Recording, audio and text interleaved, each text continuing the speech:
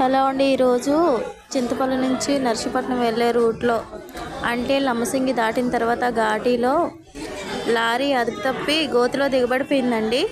Lorry అడ్డుగా ఉండిపోయింది. అందువల్ల ఇలా ఎక్కడ బస్సులు అక్కడే ఆగిపోయాయి. అటు వచ్చే వాళ్ళు ఇటు వెళ్ళడానికి లేదు, ఇటు నుంచి వెళ్ళే వాళ్ళు అటు వెళ్ళడానికి లేదు అన్నట్టు అయిపోయింది.